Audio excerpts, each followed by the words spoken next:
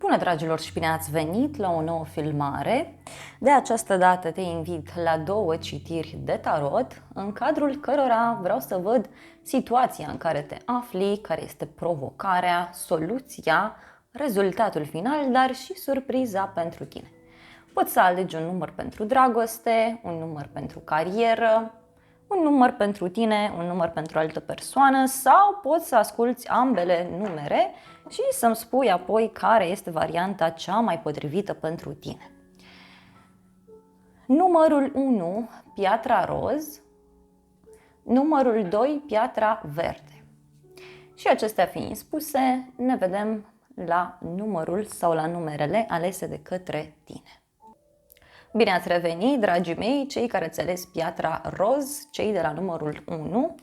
Hai să vedem în momentul de față situația în care te afli, care este provocarea, ce urmează să se întâmple, rezultatul final, dar și surpriza. A ieșit deja arcana majoră, turnul, o energie foarte puternică pentru tine. Este o arcană majoră care vorbește despre eliberare, despre finalizarea unei perioade dificile. Avem valetul de monede, 8 de cupe. Cineva a plecat în căutarea împlinirii aici.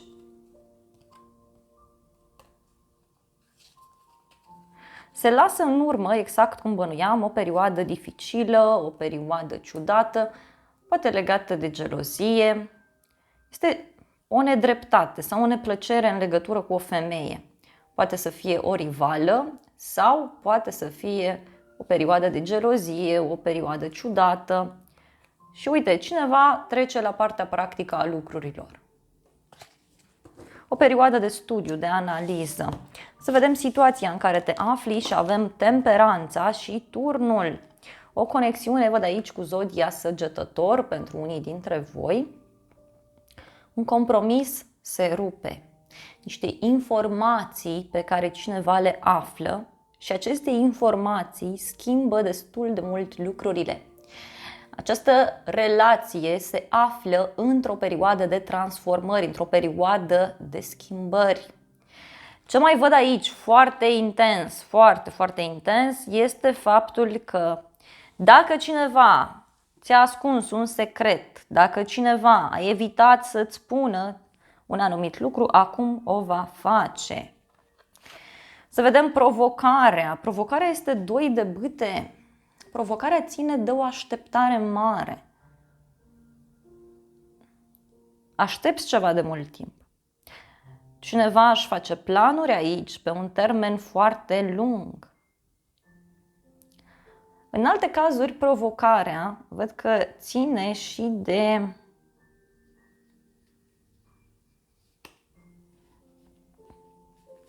o eliberare, da? Cineva tot amână ceva anume, însă în acest moment nu mai poate face acest lucru. Hai să vedem un mesaj aici. Celebrare, prosperitate, da? Un foc de artificii, deci ceva oficial sau cineva explodează, cineva nu mai poate. 3 persoane.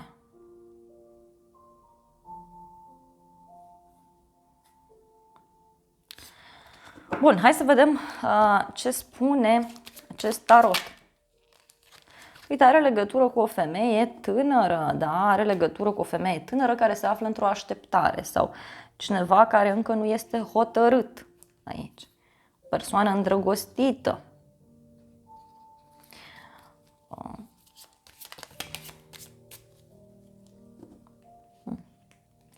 Provocarea ține de faptul că cineva așteaptă un răspuns din punct de vedere medical sau dacă ești femeie, este vorba despre un răspuns pe care îl aștepți aici. Hai să vedem în continuare ce urmează să se întâmple și avem un 3 de bâte, ceea ce este foarte bine, și cu un 4 de cupe. Un drum scurt pe care cineva îl face către tine, însă văd și o persoană care refuză un anumit lucru. O șansă care ți se oferă și pe care poate o refuzi, dar în alte cazuri văd că această așteptare se reduce. însă este ceva ce nu îți convine, fie ție, fie unei persoane din jurul tău. O veste care apare, mai văd aici, pentru unii dintre voi. Și să vedem soluția. Soluția este arcana majoră, moartea. Deci soluția ține de un final. O conexiune cu zodia Scorpion mai văd. Deci cineva este nevoie să închidă un anumit lucru. Cineva este nevoie să facă o transformare.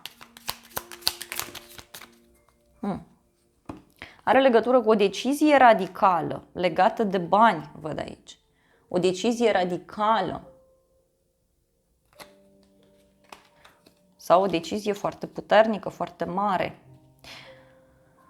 Mai văd o veste pe care o primești, da? Și care poate inițial nu îți place și care are legătură cu o împărțire de bani sau are legătură cu o bancă în unele cazuri.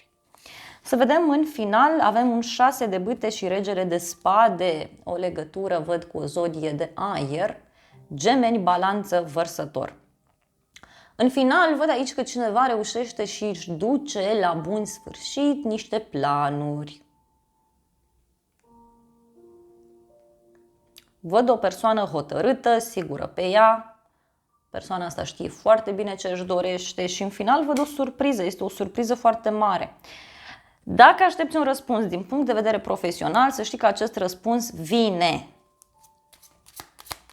Regele de spade poate să mai însemne și un inamic sau o persoană care pur și simplu își urmărește interesul. Uite, este vorba despre o bucurie, despre ceva oficial, ceva ce ție personal îți va oferi o mai mare încredere în tine. Este o situație care te-a făcut să disperi, este o situație care te-a deranjat și care, să știi că în curând se rezolvă. Mai văd un mesaj pe care îl primești, o scrisoare, o veste legată de un drum sau o veste pe care o primești în urma acestui drum pe care îl faci. Surpriza pentru tine este 5 de monede. Surpriza ține de o problemă de sănătate sau surpriza ține de o problemă financiară pe care cineva o are. Surpriza ține de zona medicală. Hai să vedem.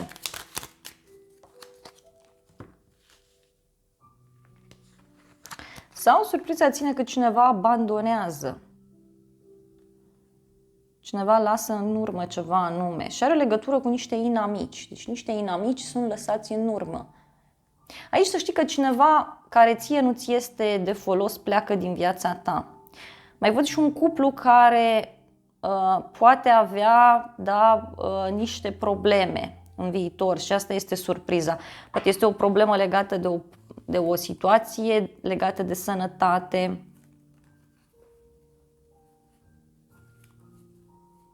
Niște probleme în casă.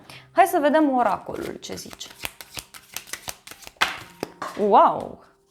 Un copil. Deci poate este ceva legat de un nou început, da? A sărit și această carte care reprezintă falsitate. Surpriza este falsitatea de care cineva dă dovadă.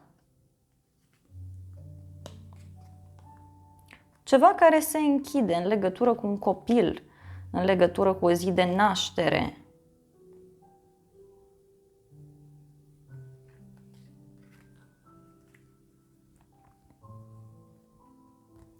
Și mai văd și o relație foarte puternică. O relație puternică. Deci, uite, poți să fii surprins de o despărțire de care afli. Un cuplu care urmează să aibă un copil poate să mai fie. Sau cineva care are niște probleme aici privind un proiect, privind ceva nou. Hai să vedem în cât timp, da? În cât timp sau un timp pentru tine, important. Toamnă, ți se spune, în anotimpul de toamnă, posibil să se întâmple ceva sau ceva ce s-a mai întâmplat, simt eu aici cândva, toamna. Și avem sezonul Capricornului, între decembrie, 22 decembrie și 20 ianuarie.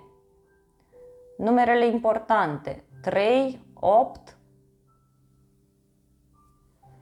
11, 2,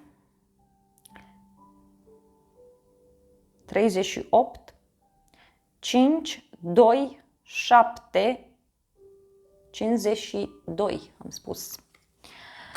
Bun, dragilor, acestea au fost previziunile pentru cei de la numărul 1. Eu vă mulțumesc pentru atenție, vă îmbrățișez cu mare drag, iar dacă ai rezonat cu mesajele, te invit să te abonezi, să apeși clopoțelul, apasă butonul de like, funcții gratuite pentru toți și să ne revedem cu bine și la o altă citire dacă vrei să mai vizionezi. Eu îți doresc să ai parte de o zi sau de o seară cât mai frumoasă. Bine ați revenit, dragii mei, cei de la numărul 2, cei care ați ales piatra verde. Poate este bine să asculți de la numărul 1, dacă așa ai simțit, deci doar dacă ai simțit să faci acest lucru. Hai să vedem ce spune tarotul, care este situația în care te afli, de unde vine blocajul, care este soluția, viitorul, dar și surpriza în situația ta. Hai să vedem.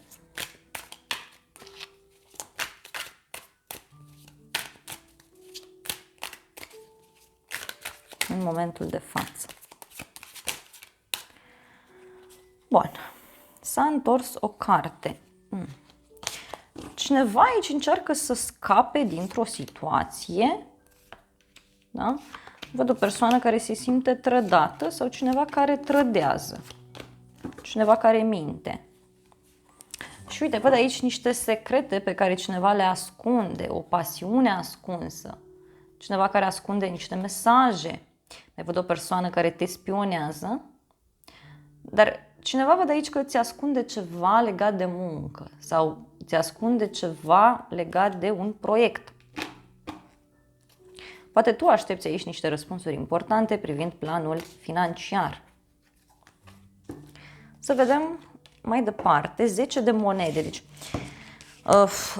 dacă ai întrebat de o persoană, vezi că persoana asta fie te trădează și are legătură cu ceva legat de casa sa, de familia sa, sau persoana asta se sustrage de la niște responsabilități pentru a veni către tine.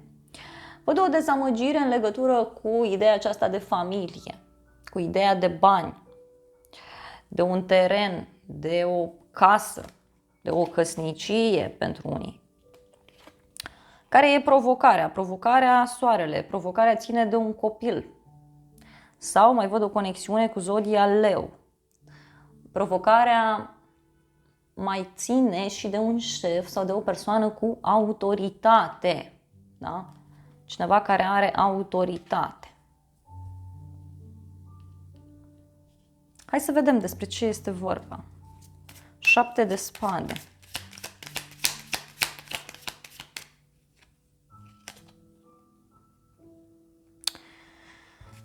Este vorba despre o celebrare, despre o întâlnire, despre o petrecere în familie sau o petrecere într-un grup de oameni. Și cineva stă și se gândește aici în legătură cu un drum. Se gândește cum anume să facă drumul, se gândește la falsitate.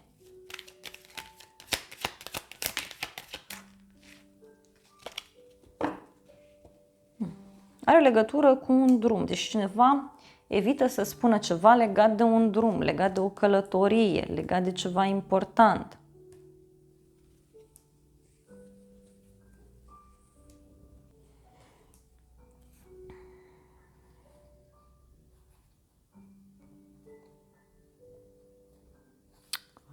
Hai să vedem soarele.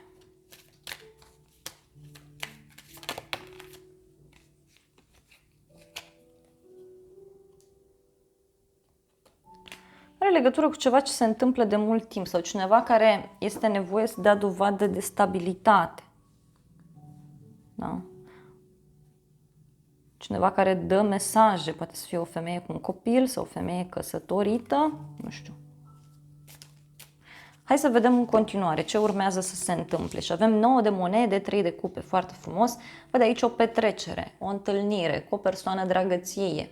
Sau pentru alții poate să fie vorba despre o bucurie mică pe care o puteți avea într-un loc scump sau o bucurie mică legată de bani. mănânci ceva bun, te întâlnești cu niște prieteni. Iar dacă aștepți o veste legată de bani, aici această veste vine.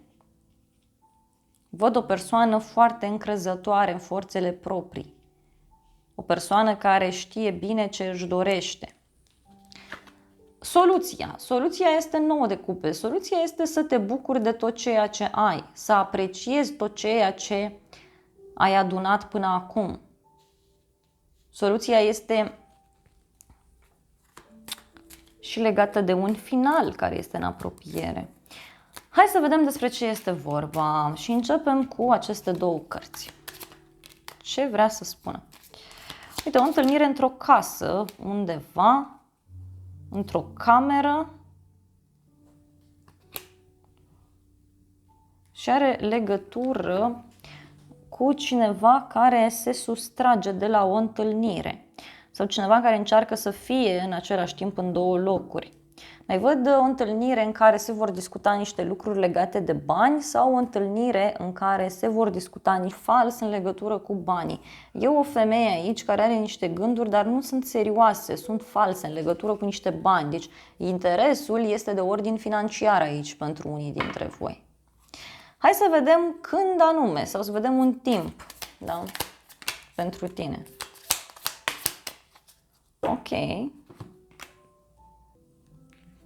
Duminică, deci poate ceva ce s-a întâmplat duminică sau ceva ce urmează să se întâmple duminică. Are legătură cu o discuție puternică sau cu niște emoții puternice. Numărul 2, 4, 22. Și mai avem un mesaj și anume între 15 și 30 de zile. Pentru cineva, deci foarte importante aceste mesaje. Dragii mei, acestea au fost previziunile pentru cei de la numărul 2. Eu vă mulțumesc pentru atenție, vă îmbrățișez cu mare drag, iar dacă ai rezonat cu mesajele, te invit să te abonezi, apeși clopoțelul, apasă butonul de like, funcții gratuite pentru toți și să ne revedem cu bine și la o altă citire dacă vrei să mai vizionezi. Îți mulțumesc pentru că distribui aceste videoclipuri, dar și pentru că recomanzi canalul persoanelor dragi ție. Te îmbrățișez cu mare drag și îți doresc să ai parte de o zi sau de o seară cât mai frumoasă.